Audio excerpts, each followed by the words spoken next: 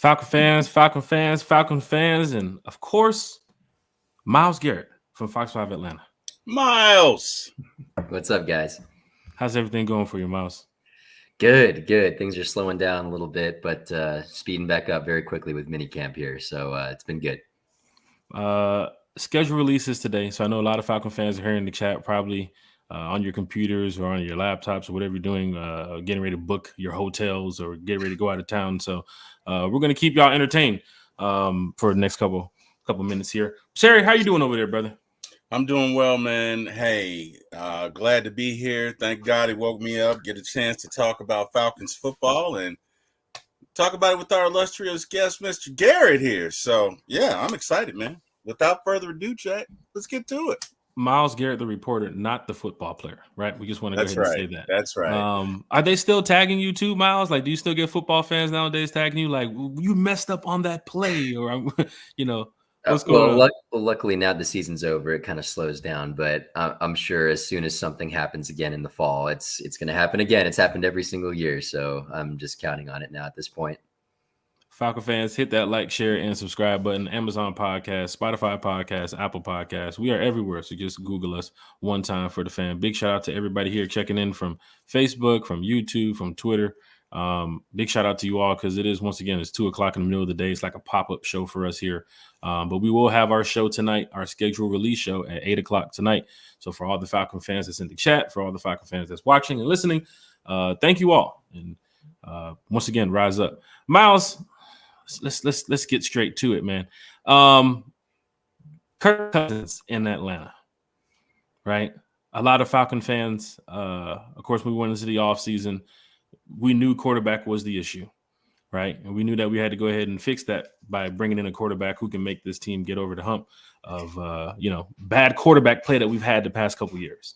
But when Kirk Cousins entered the building, Falcon fans started hitting, Twitter and social media, and of course, fans was looking at the contract and the injury, and they didn't really look at Kirk Cousins, who played with Minnesota, who's performed at the highest level too as well, elite processing. Kirk Cousins, who's a great quarterback.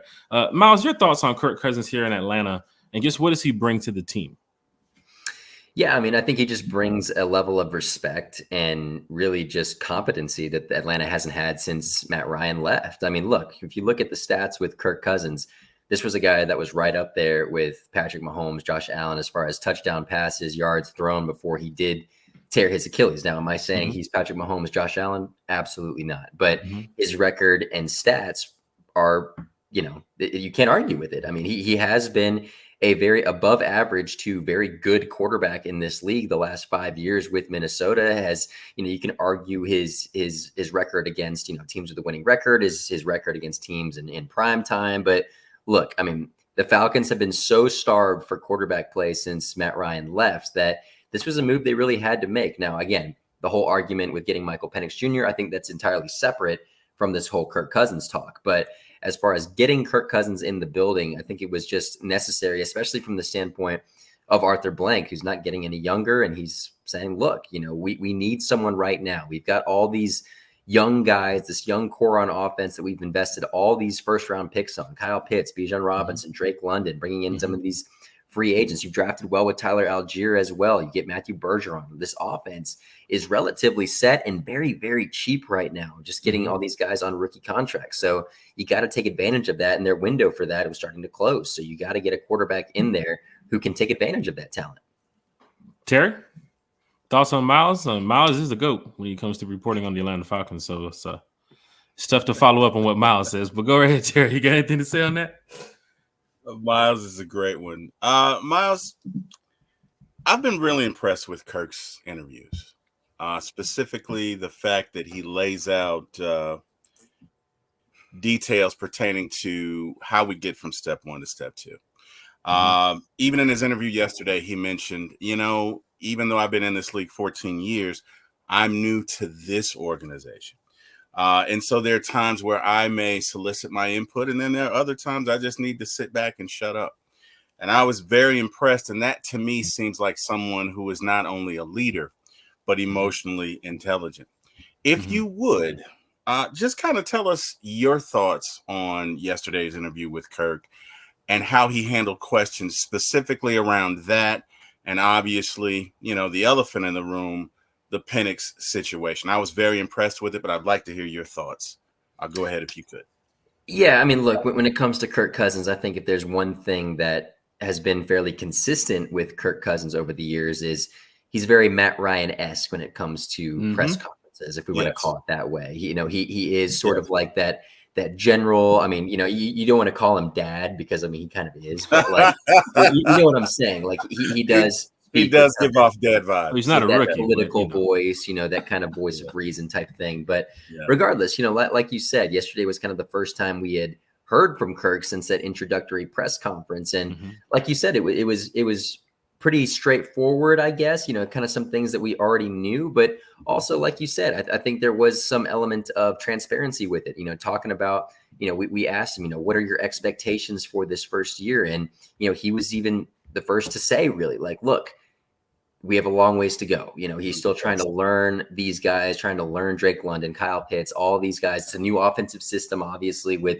Zach Robinson moving from Arthur Smith's scheme. So there are going to be some growing pains. I mean, you got to look back at some of the Falcons' really good offensive coordinators with Kyle Shanahan. That first year wasn't quite as smooth. You look at Steve Sarkisian, that first year wasn't quite good. But each one of those two, their year twos, the offense took a big jump. So with any new scheme, it's going to take some time to learn. And I really appreciated that Kirk Cousins kind of has that transparency to know that, look, it takes time to get these things going.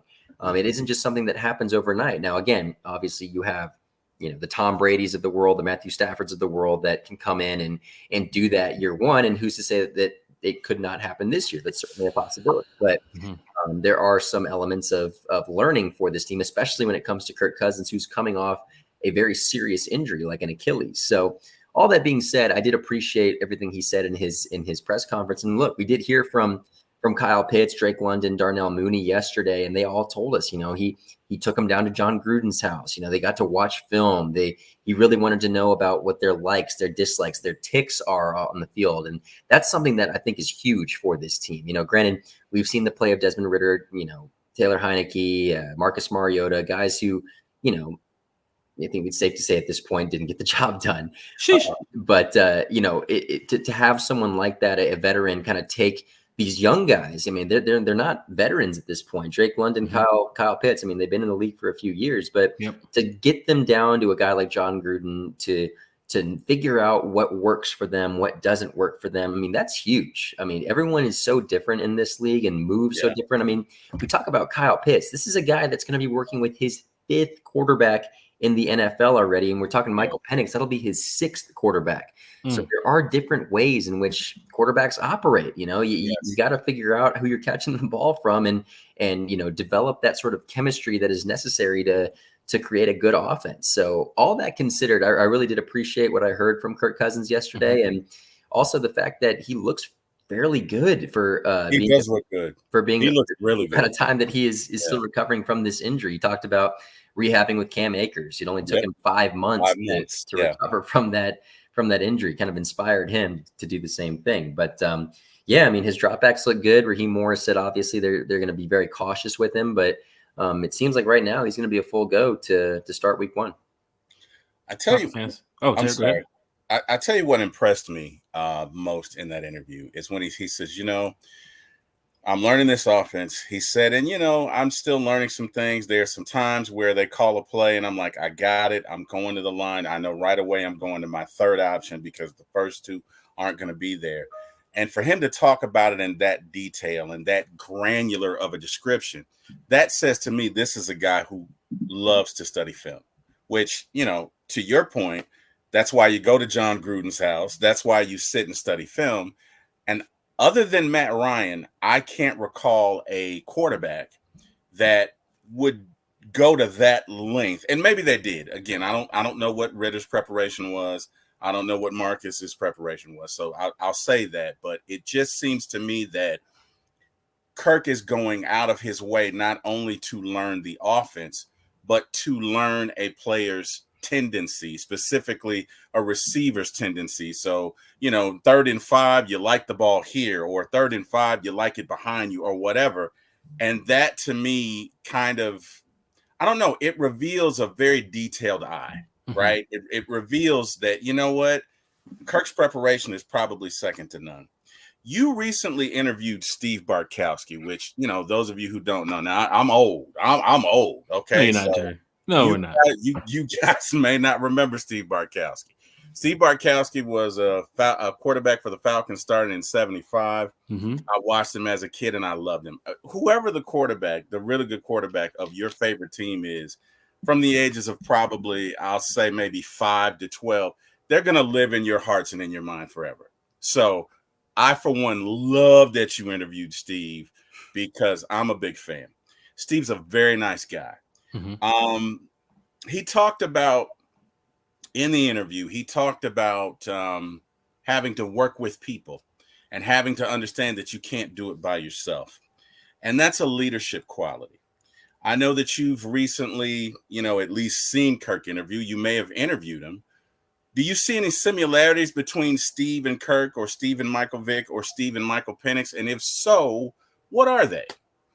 Well, look, I mean, I think every single one of those quarterbacks has their own very unique qualities, and especially, and I hate to compare Michael Vick to those two guys because I think he, compared to the rest, was extremely unique in his own right, just based on talent alone, and also I think kind of the circumstances. Look, Michael Vick will be the first one to tell you, you know, he didn't quite study the playbook like he should have back when he was here. I've spoken to Mike, and he's been very upfront about that, just about the fact that, you know, he kind of relied on his talent when he was in Atlanta to kind of do what he needed to do. And look what happened when he went to Philly and played an Andy Reid system, studied the playbook. He became an MVP candidate. So I think it's very different when you compare all those guys. But as far as Kirk Cousins is concerned, I do see a lot of similarities with a guy like Steve Bartkowski, just being very open to the fact of, you know, deferring to some of his talent. I like to quote yesterday that Kirk Cousins said, you know, it's a fine line between, you know, coming in here and saying, yeah, I got to go take charge of these guys and command, but also I need to know when to shut up. You know, I need to know when to, you know, sit and learn because I'm new to this system. I'm new to these guys. I need to learn what works for them. You know, that because that may not be what works for me. You know, that's something in and of itself. You know, it's funny. Darnell Mooney actually had a really funny quote yesterday, you know, because we asked him, like, what was your tick? And he's like, yeah, I told Kirk, like, I don't like, you know, screens. You know, I don't like check downs, check down screens or whatever. So he's like, Kirk knows not to do that with me. Just like they're like, what is Kirk's thing? It's like they don't like it when, you know, we celebrate after a first down catch or whatever. That's something that he's not a big fan of. So for them to get to know each other like that, I think is huge because, you know, again, the biggest thing, I mean, look at the most successful pass catchers and quarterbacks in the league. What is the key to that? It's chemistry. You need to figure out what works with these guys. I mean, look, we know how talented Justin Jefferson is, but I want to see what Justin Jefferson does without a guy like Kirk Cousins. Now, again, you know, like I'm saying, I'm not saying that Justin Jefferson, you know, was made by Kirk Cousins, but at the same time, you know, there is an element to that because I know we saw all these years of, you know, a guy like Julio Jones, for instance, like, oh, Matt Ryan would be nothing without Julio Jones. Like, I don't know about that. You know, we saw what Matt did before Julio got there. We've seen what Julio's done since. Now, granted, Julio is a little bit older and, you know, his body's kind of breaking down. But I do think there is so much of an element to that of developing chemistry and guys being with a good quarterback and vice versa, that kind of thing. So all that considered, I mean, I do think Kirk has demonstrated that leadership qualities. They like the ball that he throws, the spiral. And it's something you notice out there on the field, too. You know, when I compare what I've seen, I've been here for 4 years now. I saw the last year Matt Ryan, I saw Mariota, I saw Heineke and Ritter so far. And it is noticeable, I will say, based on, you know, this early in the game and mini camp, kind of seeing what the quarterbacks are looking like right now.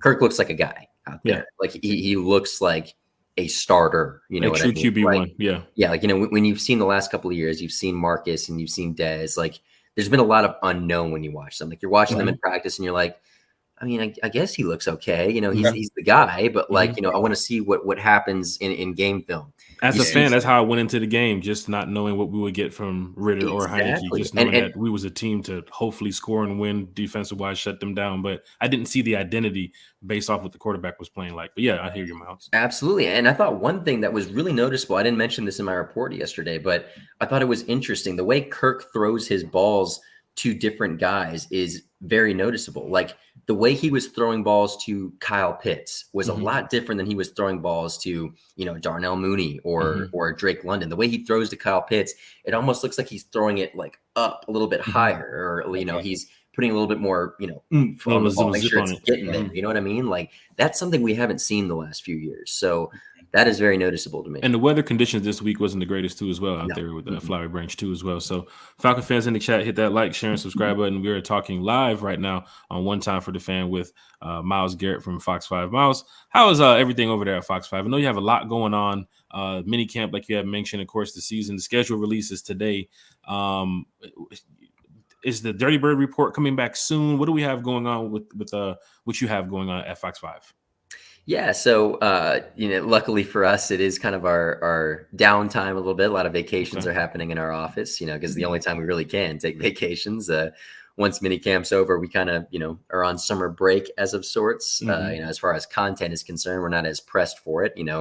Basically all we have in the summer is the Braves. So. Of course, the Hawks having the #1 overall pick is something that'll, make us a little bit more busier. But for the most part, we're really just kind of booked up with Braves. We're not going to have Dirty Bird Report or any of those, millions of Falcon shows we do probably until training camp time. So certainly a little bit grateful for this downtime we have right now. We had a Dirty Bird Report during the draft, but a little bit of downtime right now. Well, it's nice. It's nice. I'm glad you can take the time out of your day to come chat with us. Miles, I think you've been on this podcast as a special guest more than anybody else. So we do want to give you your flowers today here on the podcast. Miles, thank you so much for all the support here at One Time for the Fan. I know the chat likes it. They enjoy it. They love it. Every time we talk about Miles, everybody just lights up in the room. So it's like when Raheem walks into the room, right? Yes. But you've also seen the team for the past couple of years, and I got a question here from Sterling Woods. Big shout out to Sterling Woods. He's a diehard Atlanta Falcon fan. He just wants to know how do you think the team is doing in your eyes? Like, how do you think the team, like Raheem, is taking over with the team, and are the coaches more hands-on with the players than they were in past times? Because some fans, they hear the talk, they've heard Dan Quinn talk, they've heard Arthur Smith talk. Now it's a new head coach, so fans want to know, like, is Raheem really getting this team together? Are they really mentally prepared, and are they going to be physically prepared when they get out there in the field?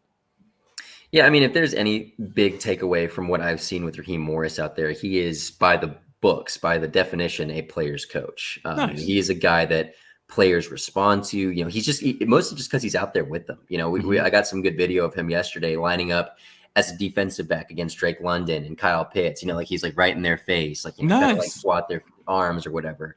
But he does that with everybody. I mean, he's out there. He's really in with them. You know what I mean? Like he's very close with those guys. They all speak very highly of him like that. Now, again, this is all just what we see. I'm sure there's a lot of things that go on behind the doors.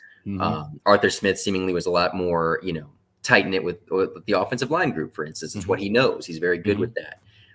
Dan Quinn, I think Dan obviously may have lost it a little bit toward the end there. But Dan Quinn was very much a player's coach at the peak of his coaching tenure in Atlanta. So they all have their own unique things. And of course, when they first start, there's going to be some new energy that, is new at that time because you're trying to be different than the last guy.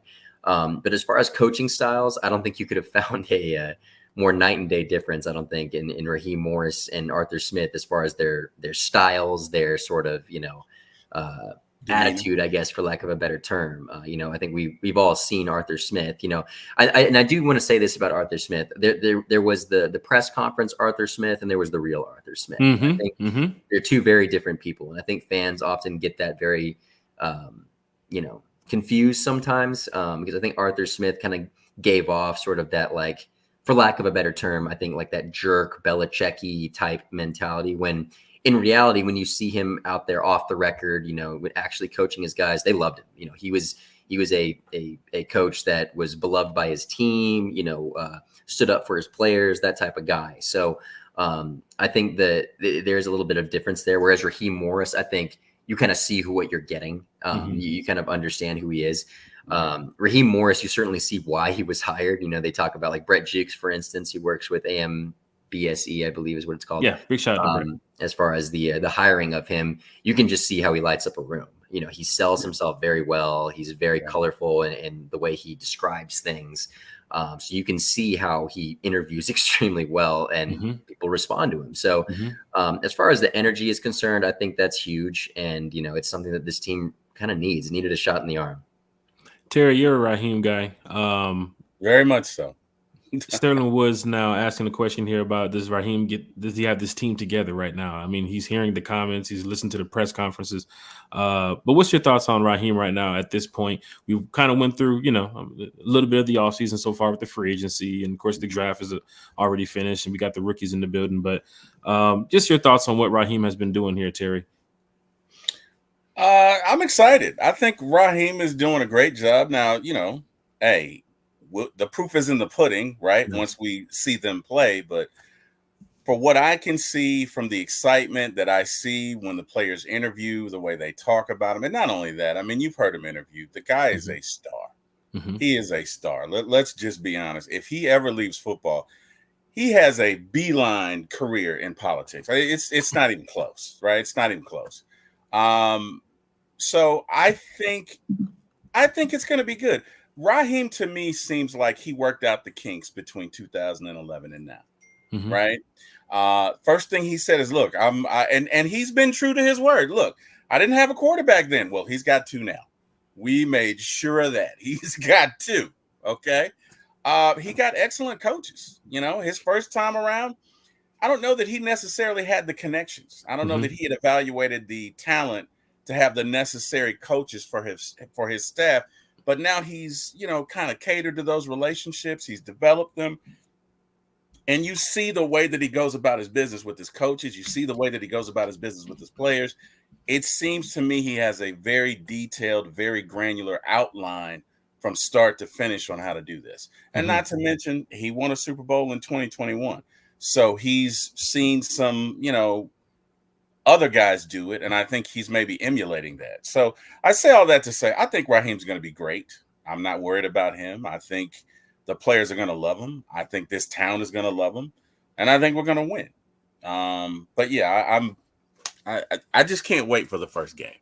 I can't wait for them to run out in the tunnel. I think we're going to surprise some teams. Now, I'm not saying we're going to necessarily beat the Chiefs, but I think we're going to surprise some teams. We can beat anybody. When you talk about surprise some teams, that's what surprising some teams is, beating the Chiefs. Yeah. Because the team's going to go. Everybody's going to go into that week expecting us to lose that game, but we don't know what type of Falcon team is getting ready to hit the field. But I think they'll be ready. Miles, quick question from my friend Chris here. He wants to know. Raheem keeps speaking about the 2016 team. He wants to bring a playoff game here to Atlanta, and he wants to, finish the job of, that unfinished business of what happened in 2016. Miles, do you see any similarities between the 2016 team and what Raheem is trying to build right now? No, I don't think so. I think 2016 was a very unique team. I mean, look, just if we're talking quarterback straight up, Matt Ryan had been there for years, the franchise bona fide guy. There was no quarterback controversy of sorts. You have two running backs, which you kind of had at that point, in Devontae Freeman and Tevin Coleman. Bijan and Algier. But I mean, it is very different teams. I mean, look, Drake London still very young and still has a lot to prove in this league. At that point, you had Julio Jones, the number one receiver in the league, and arguably the best number two in Mohamed Sanu at that point. Austin Hooper was a very proven tight end at that point. Kyle Pitts, what he can do, but he still has some things that you're kind of waiting for him to do. So, I mean, as far as similarities are concerned, I don't think there are. I mean, I think they're two very, very unique teams. And look, 2016 was special. It's hard to compare the best team in franchise history, arguably, to a team that you have no clue what they're doing right now. So, I think that's more or less just Raheem wanting to emulate the same success, really, because that's obviously the end goal, is to bring a Super Bowl here to Atlanta and bring a playoff atmosphere once again to, I mean, it's never happened before inside Mercedes-Benz Stadium, so you want that to happen. But as far as similarities, I don't quite see it. Falcon fans in the chat, hit that like, share, and subscribe button. We are talking with Miles Garrett here from Fox5 Atlanta. So if you have any questions for Miles, we're got about a couple more minutes here left on the channel. So if y'all want to ask some questions, we have some in the chat already. But if y'all want to ask any more questions, Miles will be here with us for a few more minutes. The Rise Up Tour fan club is here in the chat. Off-topic question, Miles.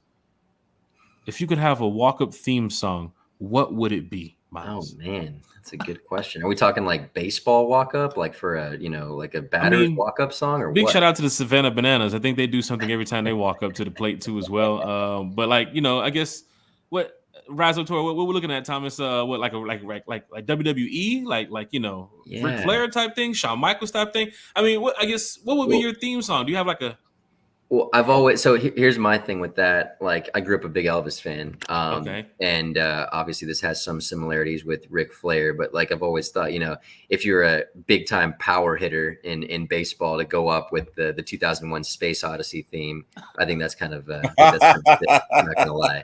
But you have to be a power hitter for that. You can't be like a regular hitter. Terry, off topic question. Any thoughts about what your walk up theme song would be? Or if you're coming out the tunnel, I guess, you're a coach, you got the players like, okay, we're going to come out to this song. This is the song that we're going to get the fans rowdy to. Like, anything that you thought about there? Got to be Little John's Let's Go, man. Little John, Let's Go. That's a good one. I will say this. If we're talking like bass and like if we're walking out of Mercedes-Benz Stadium, Big Things Poppin' by T.I. Oh, yeah. Yeah. Things Love Poppin' by T.I. Yep. Atlanta theme, it's good. Oh, man. I don't want to know. I'm so Atlanta. I don't know. It might have to be Future, man. Mask Off, man. I love it. Matter of fact, week 1, it might have to be Future Mask Off. Just want to put that out there. Falcon fans, hit that like, share, and subscribe button in the chat. Michael B's in the chat. He said, does anyone know what number Rondo Moore moved to? He had 9 at first, and then Penix, of course, is number 9. Miles, you know where Rondo Moore's at? He is number 14 now. Number 14.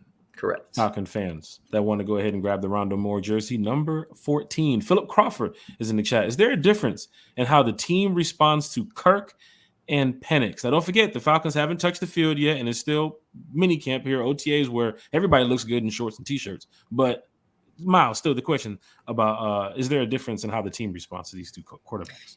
Well, look, I think the one thing that's very important when it comes to this distinction is the players above anything else recognize that Kirk is the guy right now, at least. All the questions that we've asked, they all recognize that their quarterback, their leader is Kirk Cousins, which I think is very important because I think that was the big question, when Penix was drafted. Like, look, what's going to happen when Penix comes in here and is slinging that thing in practice and is looking really good while Kirk Cousins is, recovering from this Achilles injury? Is that going to, sway players to be like, no, like let's get the young gun in here, see what he can do.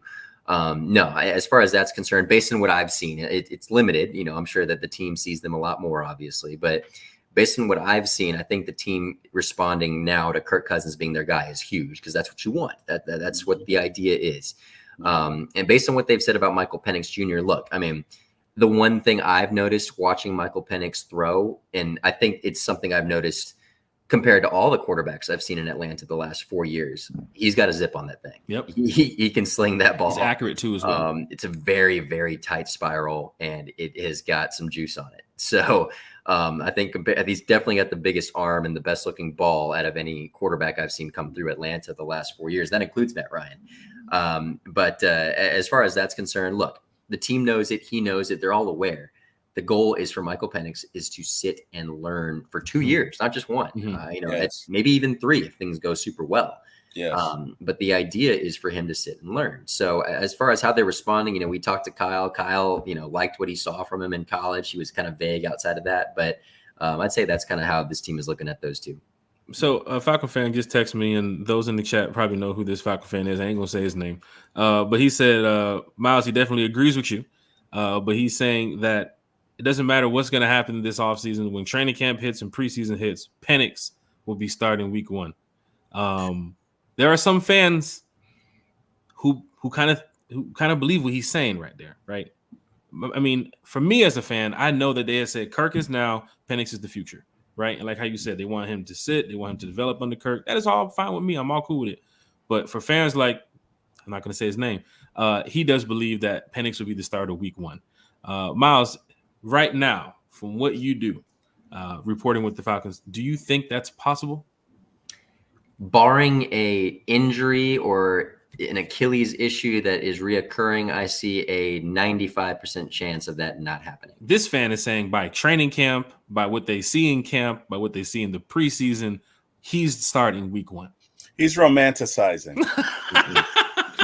I mean, I have to call it. Because again, Kirk is already establishing leadership. He's already establishing. You're already taking him on field trips, right? Yeah. Already Not going on field field trips, trips. Miles. And you know, it's not just about the arm, right?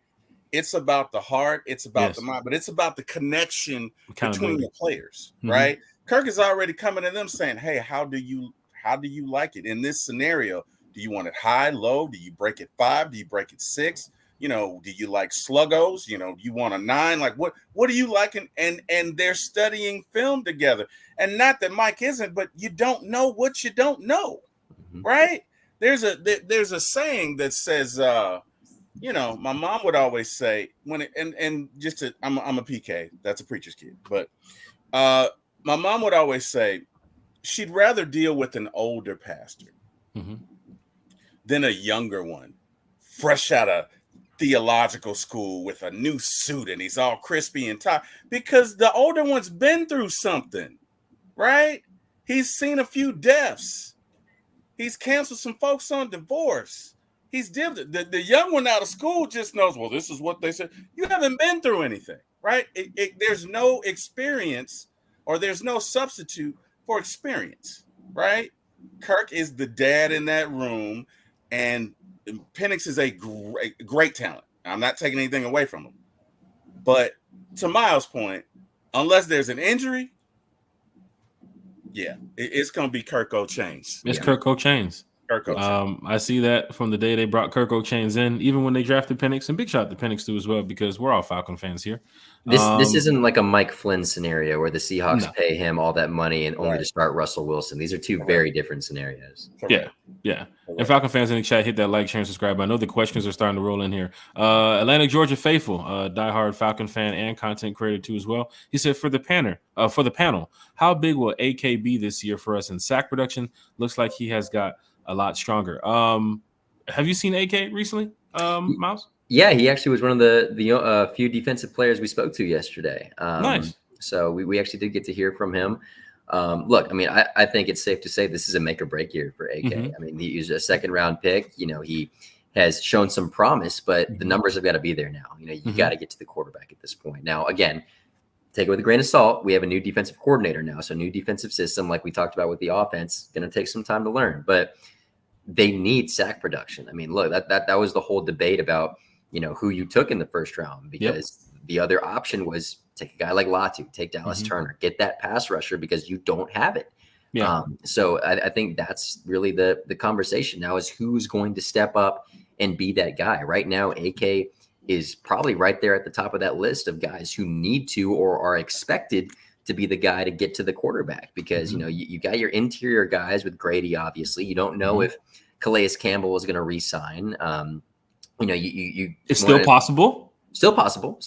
You know, not throwing that out there, but, you know, Zach Harrison, another guy who's a little bit unknown, but a high Taquan Graham, who's still on the roster too as well, who you're expecting to do well. You get all your linebackers back who aren't necessarily blitzers, but can be. A guy that I'm heavy on, Miles, that people don't really talk about, James Smith-Williams, who came over from the Commanders too as well. Like, he's a high motor player. Like, I love the tape of what I've seen on him, his highlights. I'm glad he's a Falcon right now. Yeah, absolutely. But I mean, long story short, to answer this question, look, he's the guy that you're expecting to have those numbers, because that's what you drafted him for. So, you know, if he doesn't, then there might be a tough conversation at the end of this year. Also, D'Angelo Malone too as well, who we haven't mentioned. Lorenzo Carter too as well. There's going to be some surprise cuts this fall, I think. I think so. The team is stacked. The team is stacked. I think there's other teams looking at the Falcons roster thinking, we're going to grab some of them guys as soon as the Falcons let them go, because we do have a lot of bodies in the building. I think that defensive line is stacked up right now, which you looked at last year. It's a great problem to have. It's a great problem to have. I mean, you go around the end of the season where we had some injuries and we had some depth issues. Now we stacked up the defensive line to where some fans will be seeing some surprising cuts. But I think with the rookie class that they brought in, Terry has done a fantastic job too as well. The scouting department's done a great job bringing in the rookies, because we do have some guys that have kind of improved our defensive line in a way. I think PFF has rated us one of the most improved defensive classes coming out of the draft now. But fans are in the chat are asking a lot of questions here, so let's get straight to the chat. Terry, going to you. What do you see from the defense this year? And do you foresee any other moves? If so, what position? Terry, you see anything before we get to Miles on that question? In my opinion, the secondary, whether it be safety or corner, and more so safety, I would see. As far as the defense, it's a 3-4. And I did have a question for Miles. So the timing of this is impeccable. Perfect. Miles, do you see this defense this year as a true 3-4, or is it a hybrid of a sometimes 3-4, sometimes 4-3, or is it a consistently 3-4 with two ends and a big old nose tackle in the middle, and you're inserting linebackers where? Like, what are your thoughts on that? Miles breaking down the playbook. This is going to be good. Yeah, we don't really know yet. I mean, based on what we've been told, it sounds like we're going to get a base 3-4 with some variety in there. Again, we're not going to really know until we see it. But as far as this defense is concerned, I mean, there's a lot of questions, to be frank. That you got to figure out. I mean, it's a whole side of the football that you needed to address in the draft that you kind of waited a little bit to address. You still are missing that de facto edge rusher who you're still kind of waiting to see. I think your most firm group right now is your linebacking core. The linebacking core, I think, is set. I think you've got a great group of guys in there with Caden, with Troy, with J.D. Bertram, Nate Landman, of course, and Lorenzo Carter as well. So you've got some good guys in there. Safety, it's going to be an interesting year because DeMarco Helms right now has been taking first team reps up there with Jesse Bates, with Richie Grant backing him up. So I think that's a new surprising development. I mean, obviously DeMarco took over that starting role toward the end of the season, and it looks like he's kept it. I mean, he was a guy that was very impressive last year, especially in camp and in the preseason. He was one of those preseason guys that really caught your eye. Being a late draft pick and now is ending up starting for the team. Cornerback's going to be very interesting because Clark Phillips, another guy who was a rookie who was starting to take those cornerback 2 reps, who is slated to be that guy now. You got Mike Hughes, who you kind of want to see a little bit more from, but it's a lot of young, unproven guys there in the secondary right now. So do I expect them to make a move? Not right now, but what happens in the preseason, we don't know. That's maybe when you figure some things out. Some guys will get cut, some moves will be made, some transactions, some trades. So I wouldn't put it beyond the Falcons to do. But as of right now, I mean, it looks like this is the group they're going to have going into camp. T. Will? Yeah. So my takeaway when we didn't go Latu, Turner, Verse, you're probably going to scheme your blitzes more. Yeah. Like there's no, and I don't want to disrespect anybody, but there's no notable right now, that could develop this year, but there's really not a notable pass rusher. So with that being said, again, this is in Terry world, in my mind's eye, they're going to scheme blitzes, right? They're 3-4. You don't know which guy's coming, and you're probably going to zone it up in the secondary. Not all the time, but I would say in most instances, and if that's the case, it really doesn't matter if you have a safety whose strong set isn't man-to-man. Does that make sense? Yeah, absolutely. And to be fair, I think that's a huge reason why they address the depth so much on the defensive line, getting guys like Braylon Trice, who I actually really like. I think that was one of your best picks in the draft, getting an edge rusher like that. I really like him a lot. Dorless, I think, is going to be huge. So, but I think the thing with Rook as well, a lot of people think like, hey, maybe it's going to be a redshirt year for him too, because where is he going to start? You got Onyemata and you got Grady there on the defensive line. There's going to be a lot of substitution. That rotation is heavy. That rotation is very heavy. There's going to be a lot of moving parts there. So I think, as you said, to your point, I think we're going to be seeing a lot of that this year. It's not going to be that de facto one guy. Maybe it could happen. Who knows? Maybe Trice comes out of nowhere and AK suddenly becomes the sack master. But as of right now, I think their design is going to be these different packages, these different looks to get different guys in there for different schemes. Okay, Miles. Quick question for you here from Lisa Shepard. Are you surprised at the continued focus of the Cousins Penix narrative? Terry, you like talking about killing the narrative here at the Falcons community because you hear it so much outside of the Falcons community because they're so focused on the Kirk Cousins and Penix thing. Are you surprised at that, Miles, from your standpoint? Not at all. Look, I mean, you know this is going to happen. I mean, Yeah. even in the athletic reports about this, they were prepared for the backlash. I mean, it's the most important position. And when you're drafting in the top 10, spend all that money on a quarterback and Kirk Cousins, this is going to be a storyline. It's going to be a storyline until Penix starts, I think. Yeah. You know, even if he doesn't end up starting, there's still going to be conversations. Just look at the Green Bay Packers. You had a guy like Aaron Rodgers, and there were still conversations about Jordan Love. You know, is he going to supplant him? Or, you know, you look at Trey Lance. You know, is Trey Lance going to be the guy to supplant Jimmy Garoppolo or Brock Purdy? You know, Brock Purdy's got to be some placeholder guy until Trey Lance gets there. So these are going to continue to be conversations, and I'm not surprised in and of the slightest, because it's the nature of the game. It's why we have ESPN at Falcons practices every single day now. We didn't used to have that. You know, that's not a coincidence that you. Are they like waiting on a moment type thing? Like as soon as Kirk goes, or as soon as Kirk gets hurt, or as soon as he gets benched, is Michael Penix like? Are they just waiting for that moment to just say "we told you so" type of thing, or is it just everybody's waiting for the hot story, like the quick report? Like I think it's just I just don't get it right now. I think it's just the nature of the position. It's just Falcons got two good quarterbacks. Like that. Focus on that. They got two good quarterbacks. Probably the best quarterback doing the NFC South. I mean, they're reporting on who's going to start, and this guy's going to take this guy's job, and just focus on what's happening here in Atlanta. We're building success for now, and for the future. Look back to 1987. I mean, they were doing it with Steve Young and Joe Montana at that point. You know, this is not a new thing. You know, this has been happening for years. I mean, that was two Hall of Fame quarterbacks in the same quarterback room. So, you know, this is something that'll continue to happen no matter what. So I'm not surprised.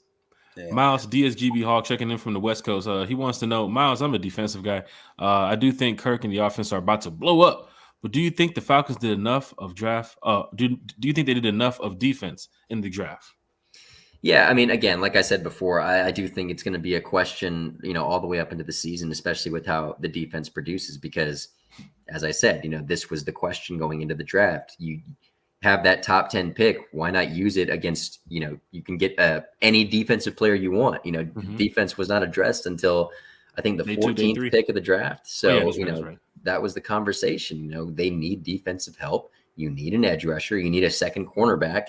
You know, how are you going to address that? So, I mean, I do think the encouraging part of all this is that the defense took a huge jump last year with relatively most of the same crop of guys. You know, you lose a Jeff Okudah, of course, but I don't think that's a huge loss, really. Calais Campbell, I think, leadership, again, still could potentially resign. Still could be open. Door's still open. Bud Dupree's gone. Bud Dupree led your team in sacks last year. That could be, you know, but it's funny. Bud Dupree, Calais Campbell, your two sack leaders last year, could potentially be both gone this year. So those are really the only guys you have to replace, because like I said, your linebacking group and your interior defensive line are really your strengths. Nice. And they both perform very well. I think you know, look at last year when Grady Jarrett leaves, that defense changed completely. The defense was 100%. Carrying the Tennessee game. Was responsible for you, I think, winning most of your games in the first half of the season. Then as they go, you know, that slide happens where you're losing the teams you shouldn't be losing to. So now, you know, say Grady has an injury, say David has an injury. Suddenly Rook, you can plug and play. Boom, you're ready to go. Brandon Dorless, you can plug and play. Boom. Dorless, you can plug and play. Trice. Zion, too. You've got depth now. Zion Logue, exactly, another guy. So which is a quick question for you, Miles, too, as well. How's Zion looking at camp and Casey? He's a big guy, man. He is. He's like 6'7", like 6'6", 6'7", through cleats. He's a big boy. Yeah, he always would talk to us in Bulldogs Final, our post-game Georgia show every year with DJ Shockley. So we're very familiar with Zion and what he does. But yeah, he's a big guy.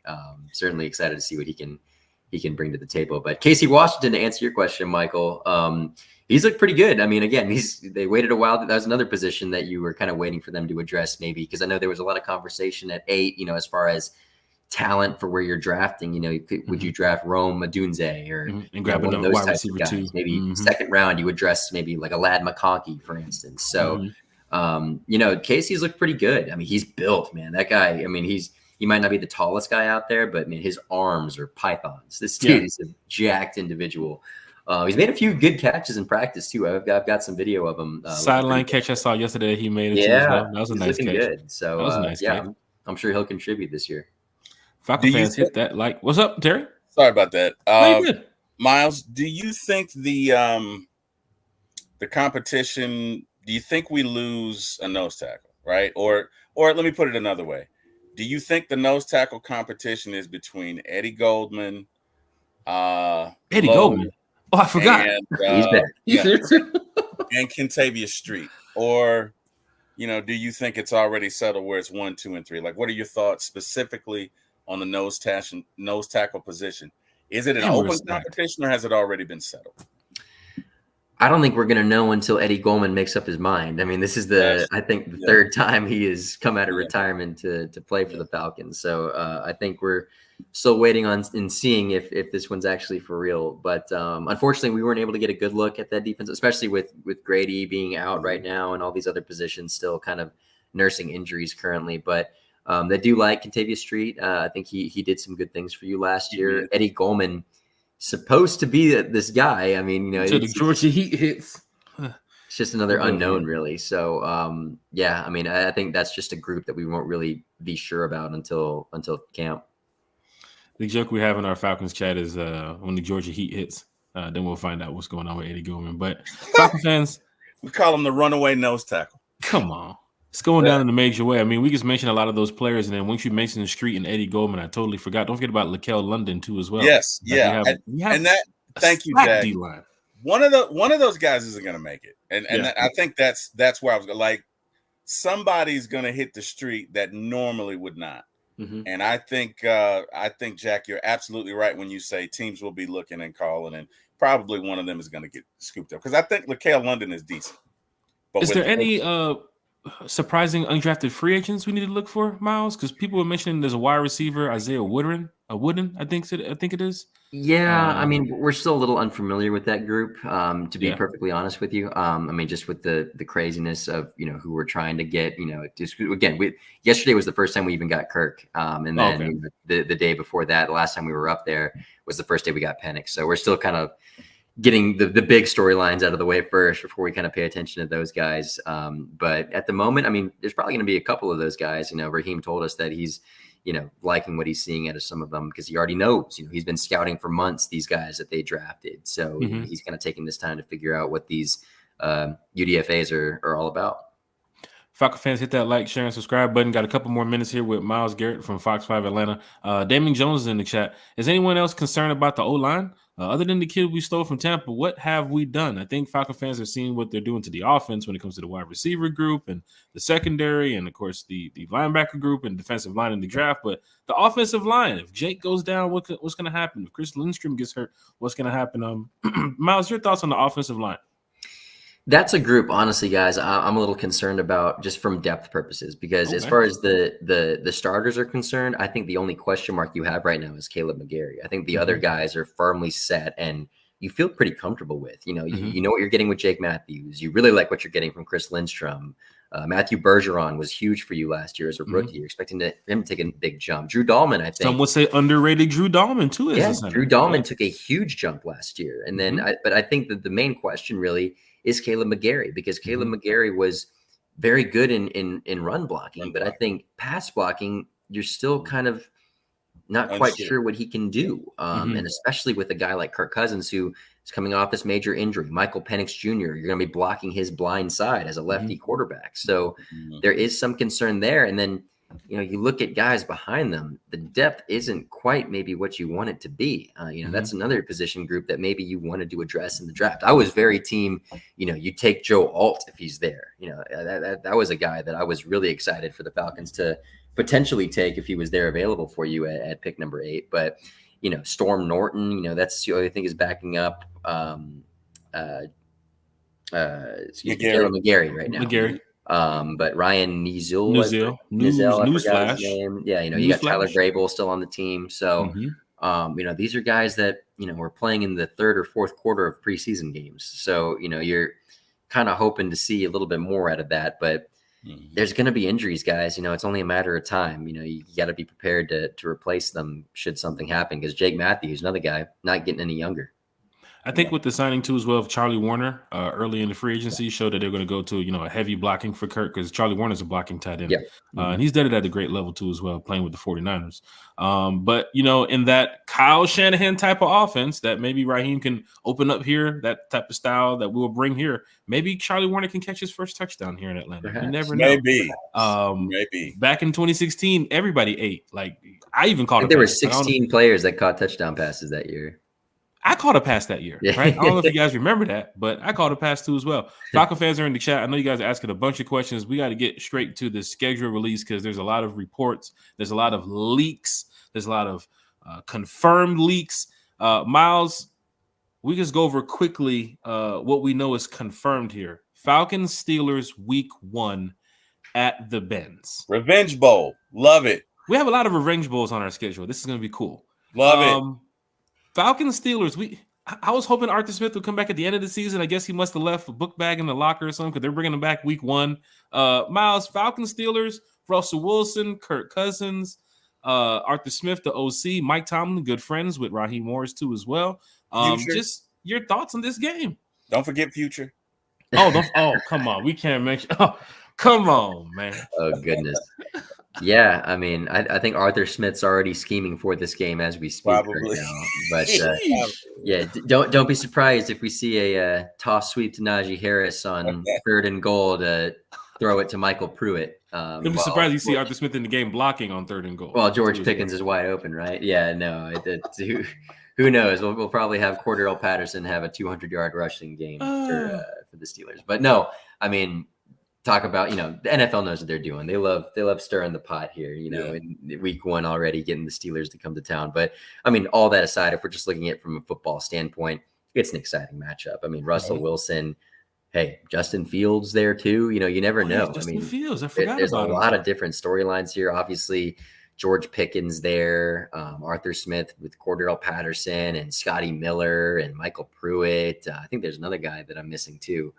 That's still. Yeah, Arthur Smith took a couple of guys. I know he took. I think he took 4, if I'm not mistaken. But yeah, I mean, it's. Is Casey still over there too as well? Casey, what's that?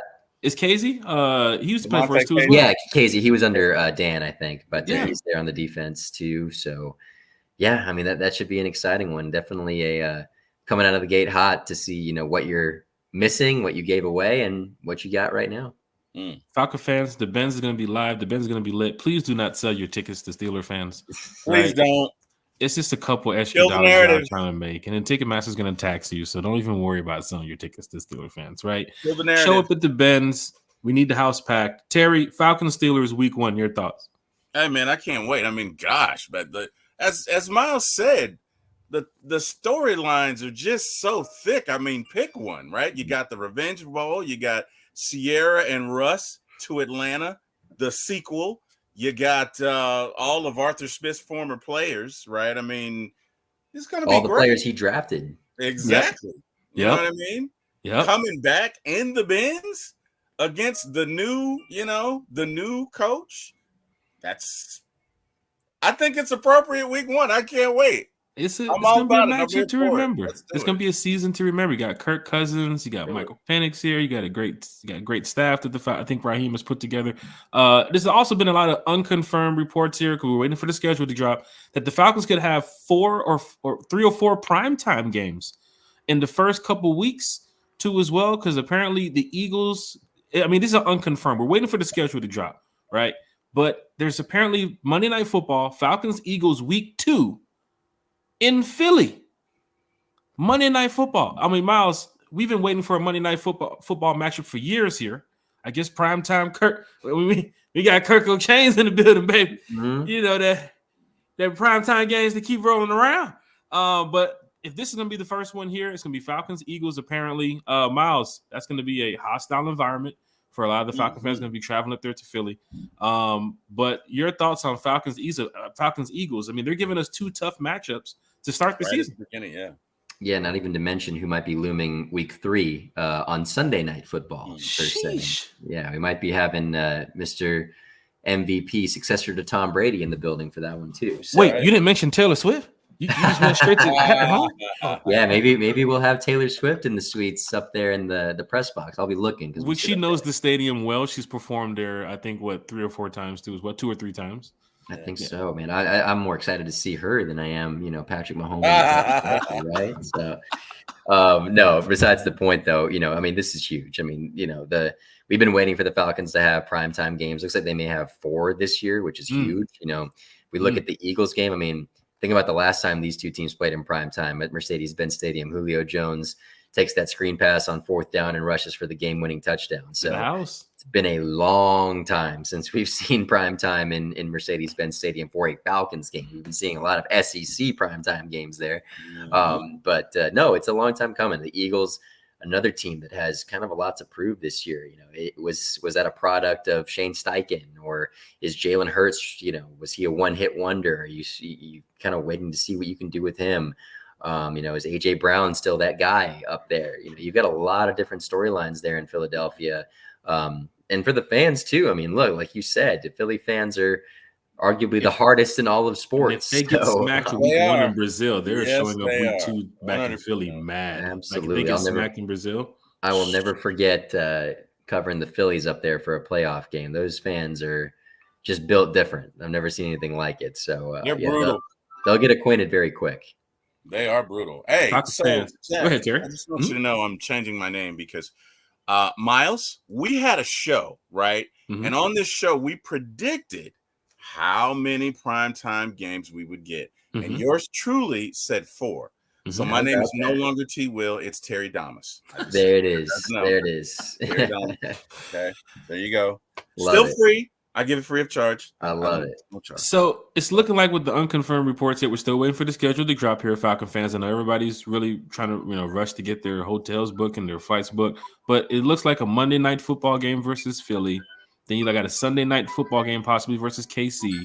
Then you can have a Thursday night football game going up against Tampa early in the season too as well. And then a Monday night football game possibly later on in the season. I was hoping to play the Vikings on a primetime game. I want to see Kirk back in Minnesota prime time. Why did they take that away from us, Miles? Why did they take away the good games? Why are we playing Philly Monday night and not playing Minnesota? I want to play Washington on a primetime game. I want to beat Dan Quinn on primetime.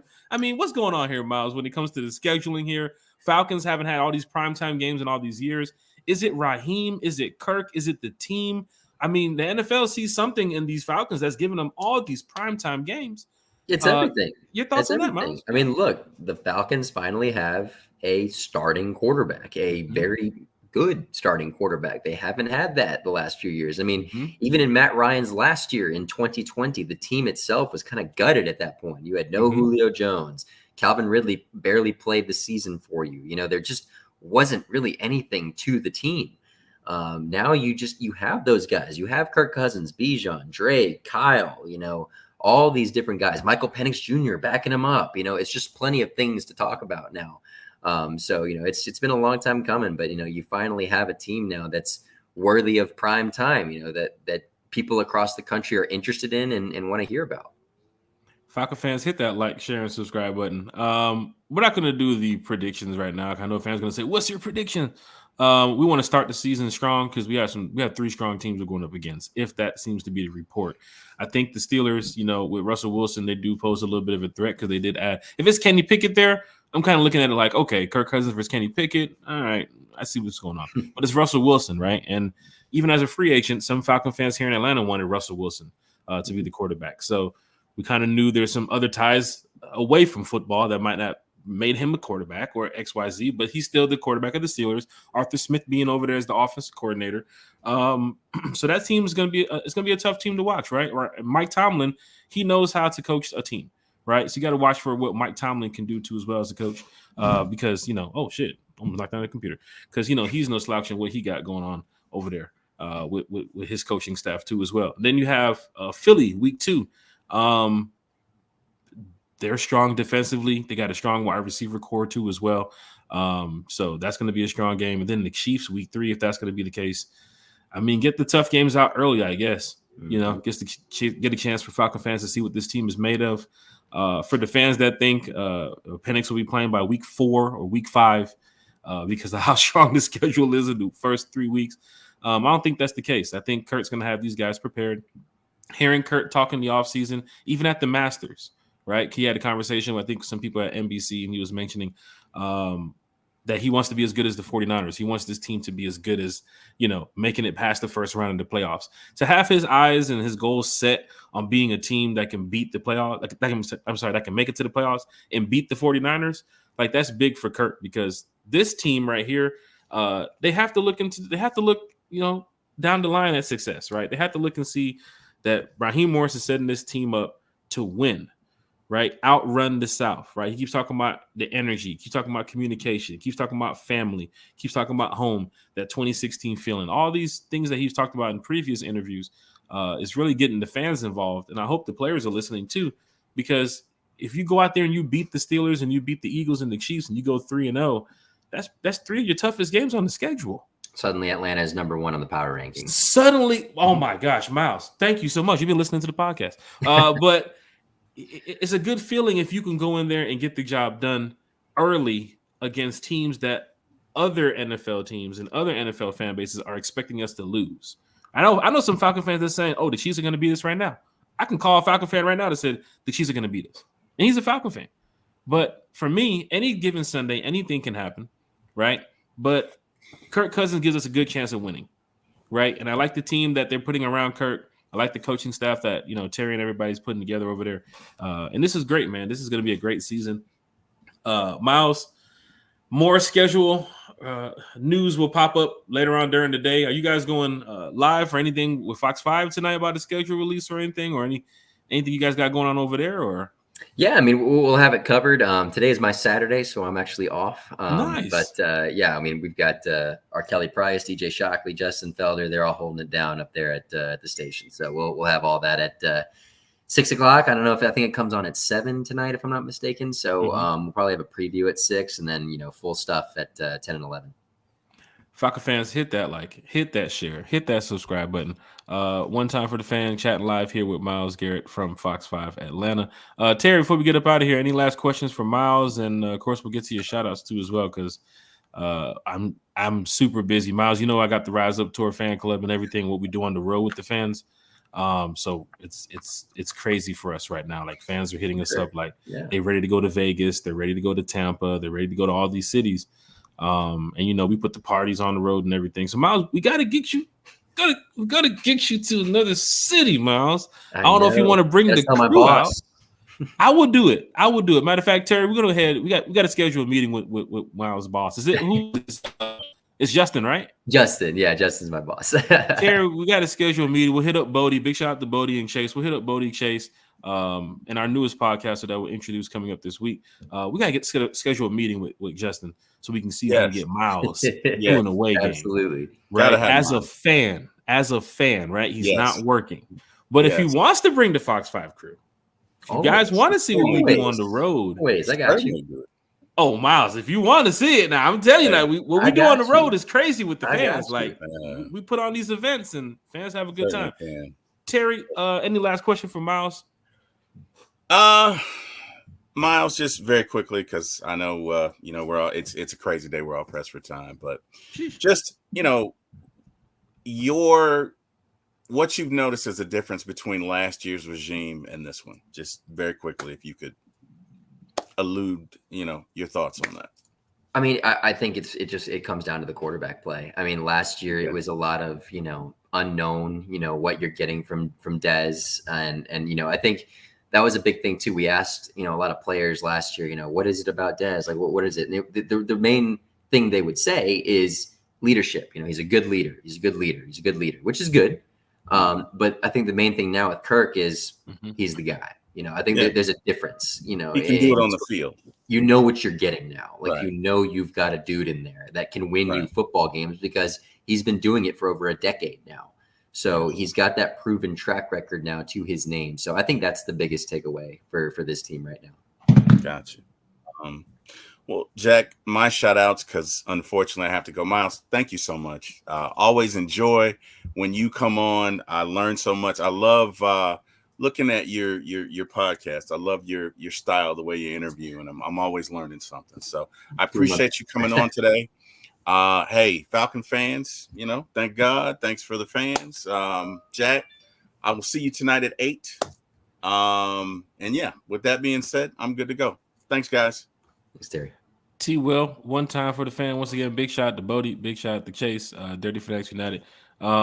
It's going down in a major way here, Falcon fans. We do have another show tonight at 8, right, for the scheduled release. I know a lot of Falcon fans getting ready to book their travel and everything, so I'll give y'all some updates of what we got going on. We had a lot of things. I don't know, Miles, I'll give you a little update here. We had something set up big in Vegas because we thought it was going to be September. We kept calling some people. They're like, yeah, September, trust me, September. And then we're hearing now it could be December. So it's like, I thought you said September. We call them back our contacts, and they're like, my bad. So it's like, you can't tell us that. We need confirmation, right? So that's why, it's always big to not trust these leaks too as well until everything is confirmed. But Miles, this has been great that you got a chance to talk with us here on One Time for the Fan. Of course, we'll definitely bring you back later on in the season so you can come chop it up with us. And we'll probably see you at training camp too as well. I mean, we've seen each other on the road before at road games when you're working for Fox and everything. And you just do a great job, Miles, man. I just want to say thank you here from One Time for the Fan, Miles. For real. Jack, the pleasure's all mine. Thank you. Favorite podcast? Always. Come on. Appreciate it, man. Thank you, man. Any shout outs you have before you get up out of here, Miles? Not particularly. If you guys want to see the work we do, Miles Garrett TV on Twitter. That's usually where I post everything. Fox5 Atlanta. If you got TV, YouTube TV, whatever, that's where you'll find all my work. So that's where you can find it. Falcon fans, hit that like, hit that share, and hit that subscribe button. The Rise Up Tour fan club said, Miles, you hitting the road this year? Not gonna know probably until training camp. 8:30 tonight, right? 8:30, exactly, right? Exactly. Not gonna know.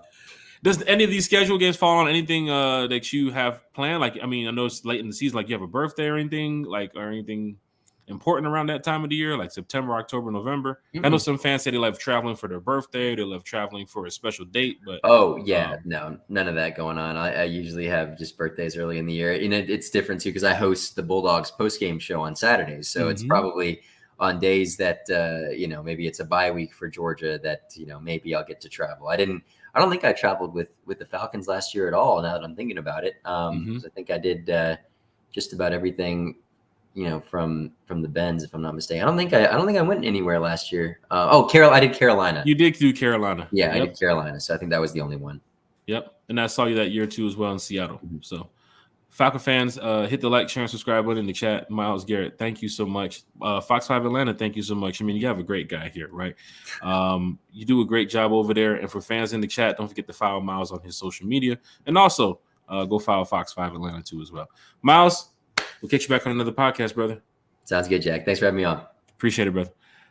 Falcon fans, hit that like, share, subscribe button. That's Miles Garrett from Fox5 Atlanta. This is what we do here at One Time for the Fan. I want to say thank you all who's been following One Time for the Fan and listening to One Time for the Fan. This has been great. And I had a shot or two earlier. I ain't gonna lie. Schedule release.